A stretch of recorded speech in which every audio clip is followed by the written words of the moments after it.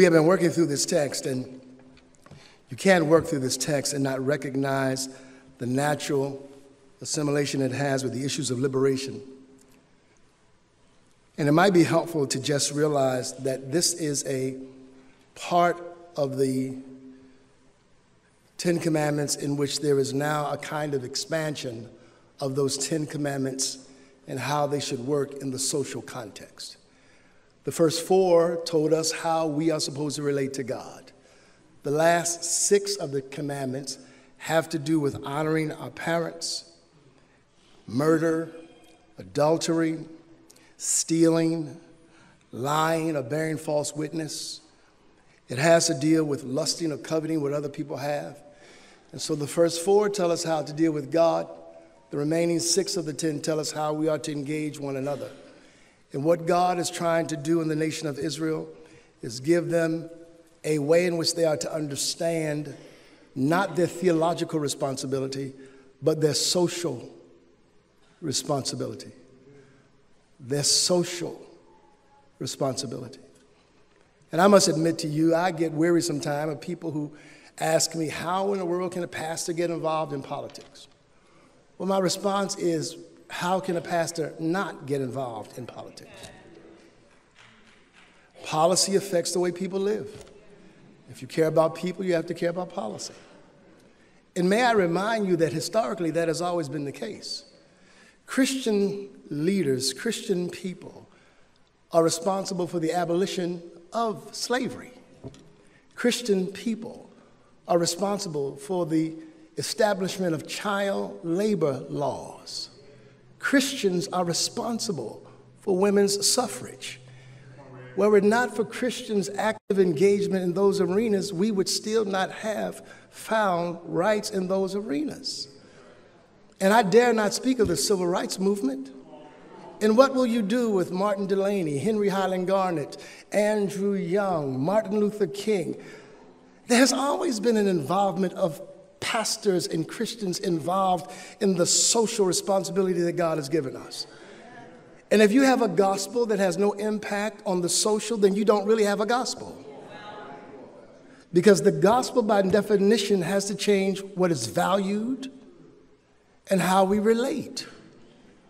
It's impossible to have one, and I understand why people came up with the idea you're so heavenly minded, you're no earthly good, is because when you spend all your time just talking about Jesus and doing absolutely nothing, you are no good.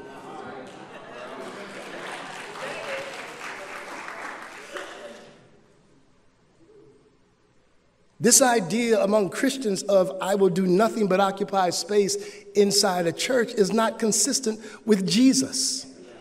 And it's not consistent with the gospel. When you see somebody who has their foot on somebody's neck, you don't walk past.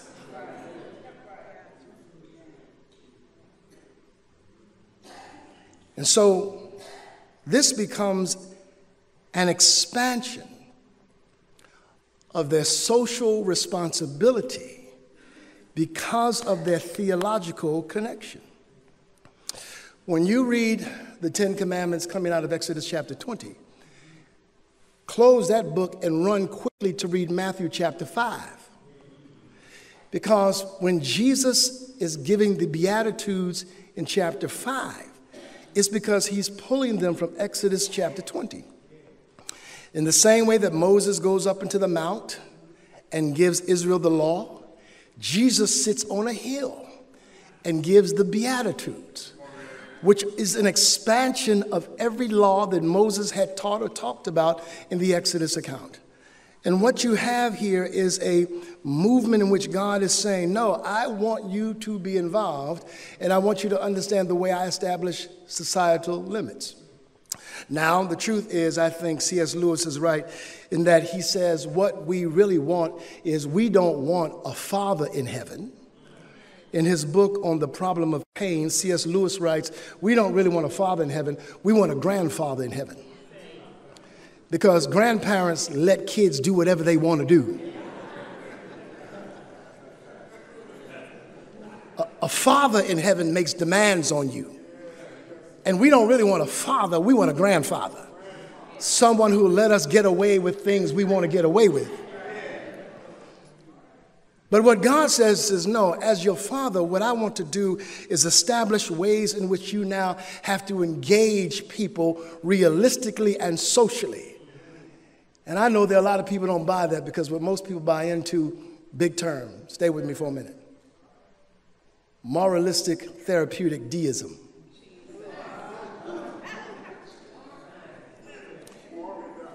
Moralistic therapeutic deism.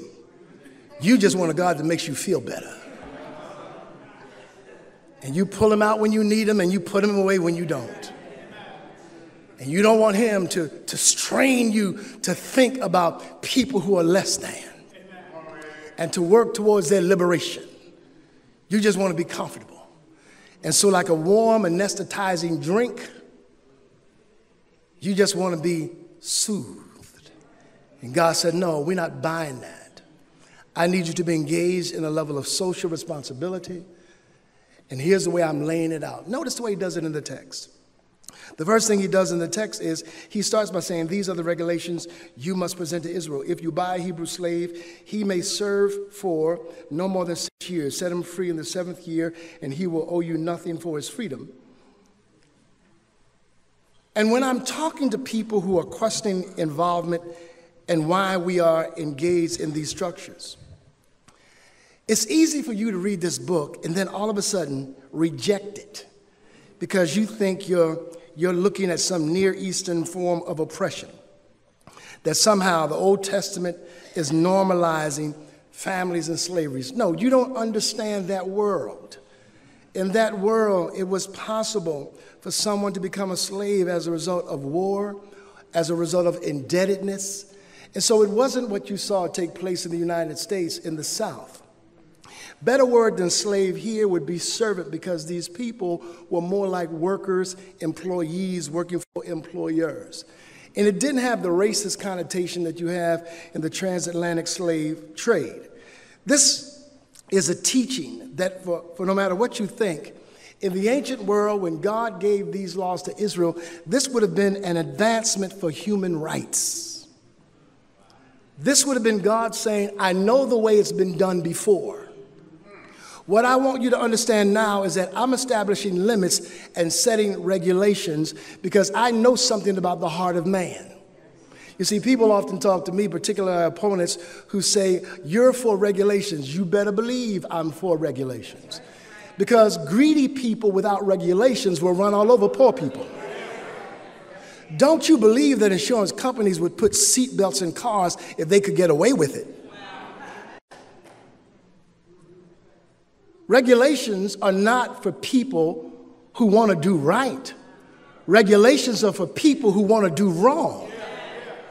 And somebody said to me, I don't want to talk about rights. I want to talk about responsibility. No, I want to talk about rights because I need to know you know how you're supposed to treat me. I'll handle the responsibility thing. But I need somebody to understand what the rights are I possess, because at the end of the day, unless I understand my rights, and even when I do, you still won't recognize them. And so I need my rights to help alter how you treat me. And what you know is that in spite of rights, people still mistreat folks. God was in this text. This was an advancement. It was an advancement that was somehow helping them to take account and reorient themselves in a way. Women were less than cattle in the ancient world. And God is saying to them, enough of that.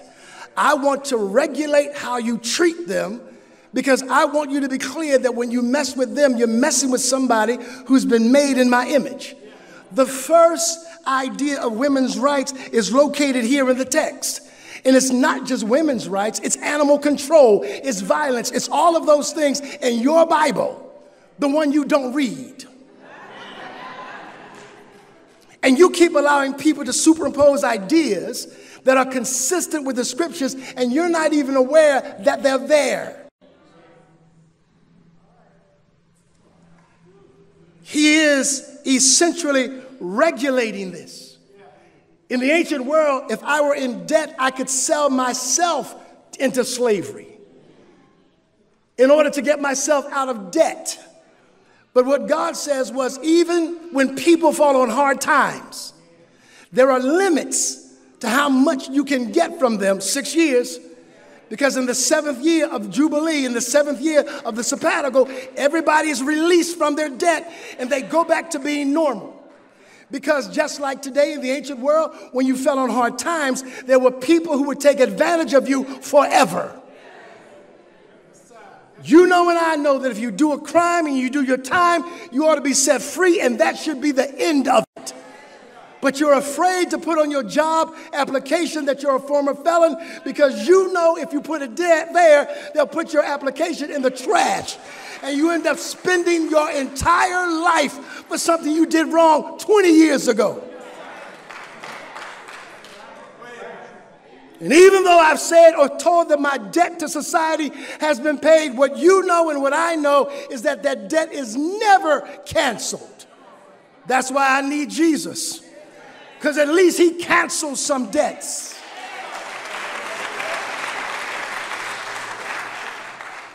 I dare you to be divorced in this world and let somebody know it. They will hang that thing over you like a black cloud for the rest of your life. What you need to be clear about is that God was setting up limits of how long a person had to endure some things. And yes, when you fall on hard times because of financial ruin or whatever the case may be, God says at the end of 6 years, I don't care what it is, let them go free. You have to stop reading this book and trying to say, well, it seems to be a justification for mistreatment. That's not what it is. It's the complete opposite. It's God creating a kind of humanitarian rights for people who have been put upon, and saying to Israel, what I want you to do is live differently than anybody else, because I want you to establish a way. Somebody said that sounds political to me. Yeah, it is. Because you can't have a world in which you live claiming the sovereignty and the reign of Christ and leave certain pockets of that world he has to stay out of. He says to them, not only am I regulating this kind of treatment, I'm going to deal with the issue of homicide. I'm going to deal with the issue of human trafficking. And I'm going to deal with the issue of retribution.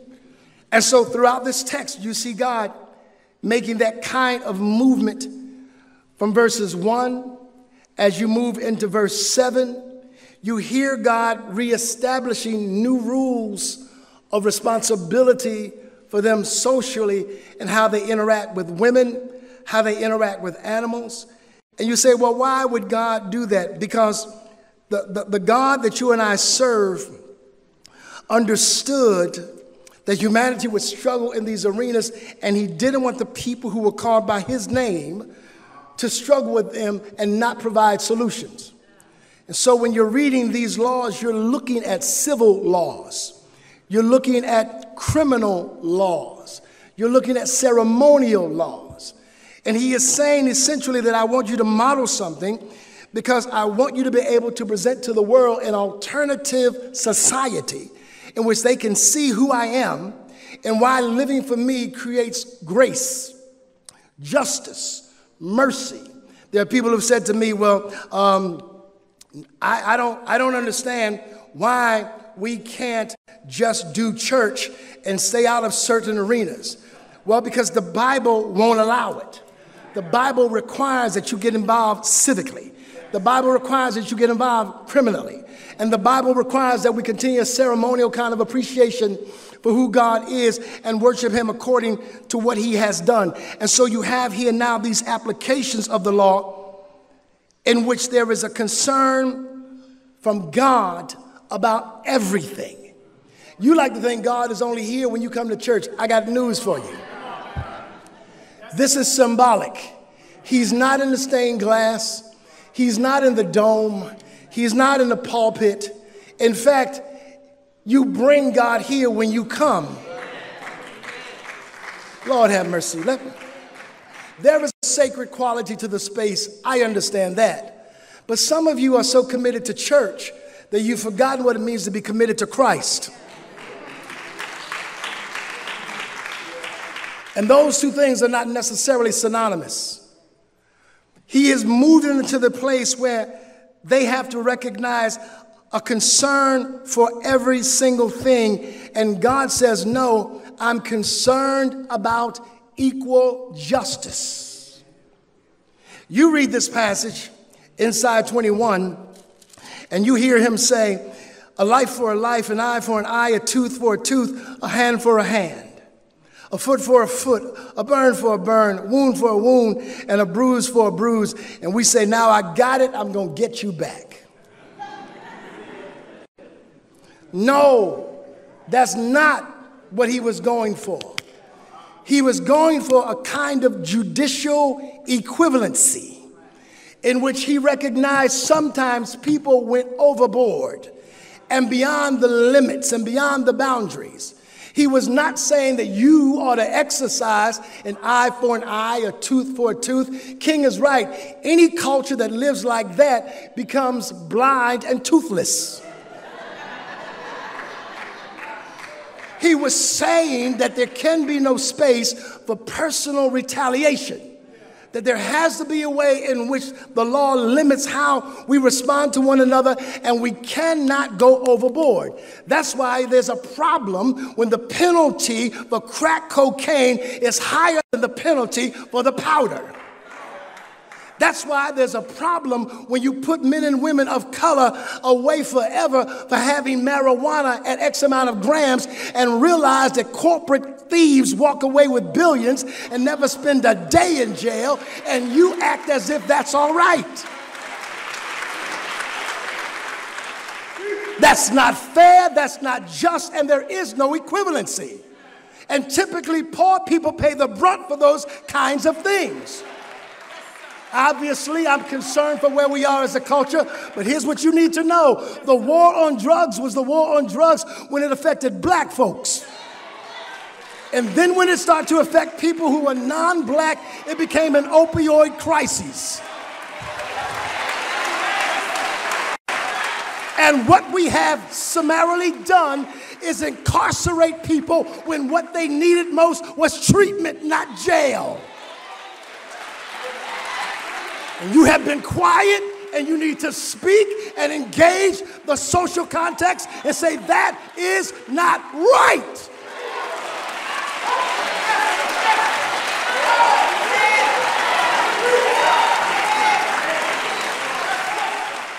Equivalencies. That's what he's going after. And he realizes that we've been broken in ways that have stymied that process. And he says to them, I want you to make sure you don't move in that direction. That's why it's impossible to claim that you love God, but you don't care about people. And I've run into those people. They quote scriptures at me all the time, as if I've been reading comic books all my life.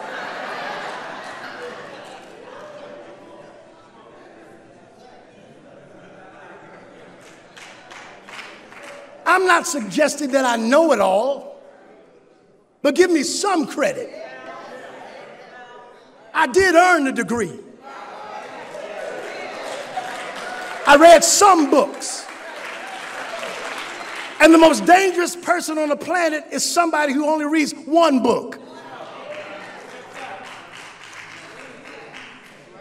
He says to them, no, I want you to live within these limits, because these limits provide a kind of social responsibility that you're going to need if you're going to represent me rightly. And you can't have one without the other. It's not as if somehow you can ignore the idea of the commandments that tell me how I relate to God and then say, I've got that and I'm done. Because those relationships with God affect how you relate with the rest of the people around you. And so he was moving in this direction to help them to realize this is how you need to be socially responsible. Someone said to me a couple of weeks ago, they said to me, come here. They were looking at my material. They said, you're supposed to be a pastor. Yeah.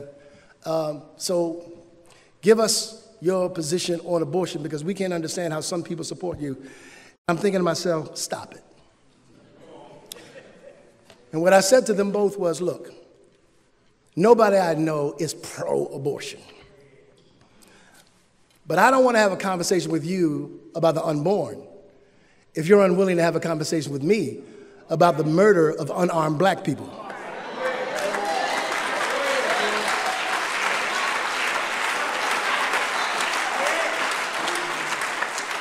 Now, if you want to talk about both those things, let's do that, because that would be a pro-life ethic.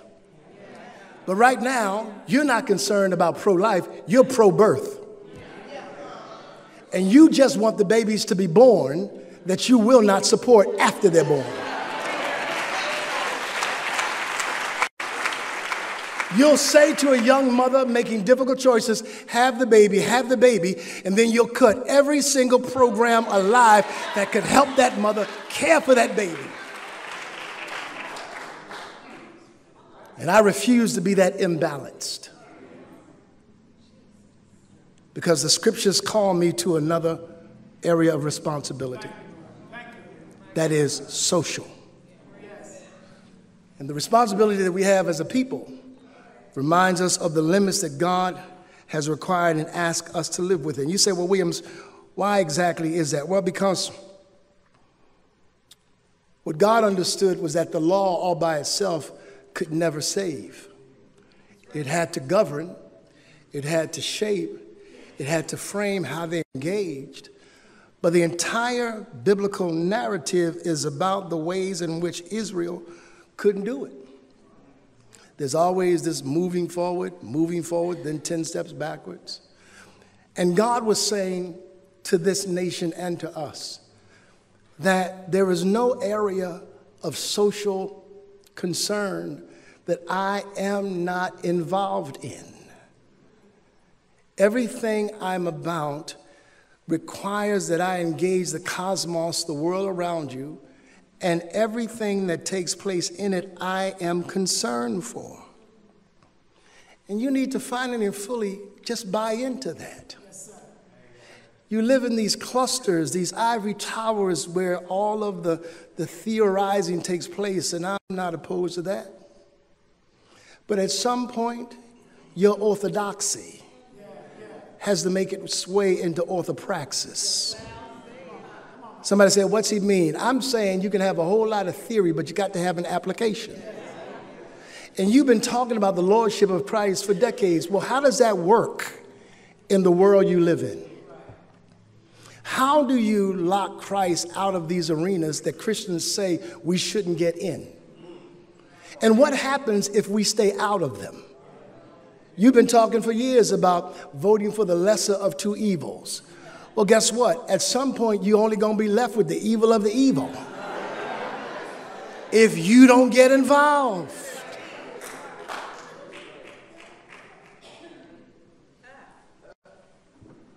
The thing I like about this is that the one thing we've come to understand after he's given these laws to them that have to do with animal control, that have to do with homicide, violence against women, establishing a new mandate for human rights that's being advanced in the ancient world. When you move to the New Testament, you hear Jesus in Matthew chapter 5 expanded further. And you hear Jesus when he's rebuking the Pharisees or the religious elite in Matthew 23, verse 11 through 23, telling them that yes, you should tithe, but you've neglected the more important things. Justice, mercy, faith. Because anybody can be real spiritual on Sunday morning without caring for those who've been locked up and the key thrown away. Why do you think so many of us occupy jails? Because we're worse or more sinful? No, that's been a matter of policy. People of color don't smoke more weed than anybody else. But it's easy to lock Pookie up on the corner than to go to Lehigh University, where they buying, selling, and smoking.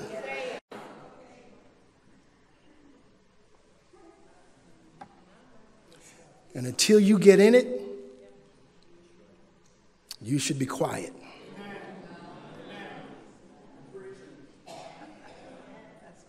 Until you make a decision to get involved, be quiet. Because if you're going to live out the gospel, there will be social implications. It will redefine relationships. It will redefine values. And by the glory and the grace of God, he moves you and I into those arenas. I will not apologize for seeking to engage in a way that I believe Christ calls me to engage. And I'm not trying to proselytize people. If you are whatever you are, according to your faith tradition, you can keep that. I'm doing what the Lord told me to do. Yes, sir. Yes, sir. I'm translating the text for a life that I believe he calls me to. I don't want to proselytize people and make them just like me. I'm going to let you do you, and I'm going to do me.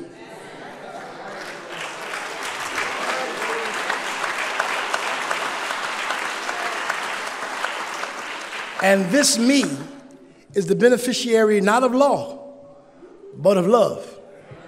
Because the one thing that the law can never do is cleanse.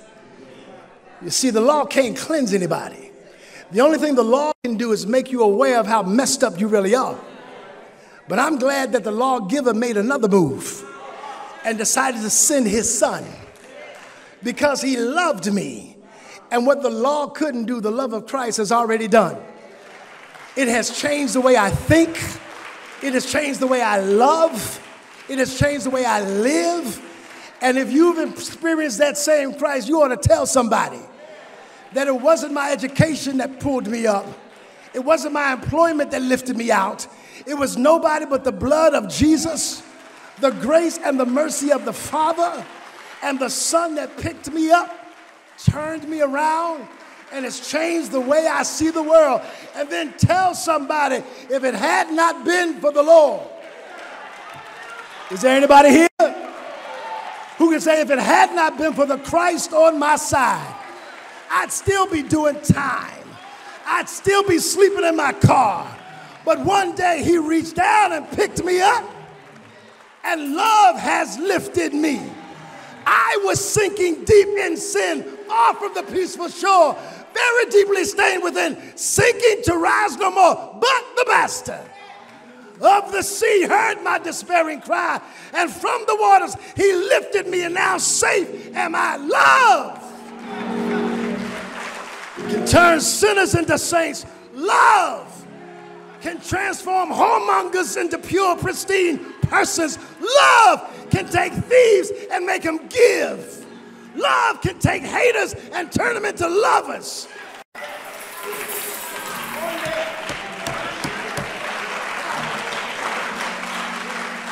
That's what our Christ has done.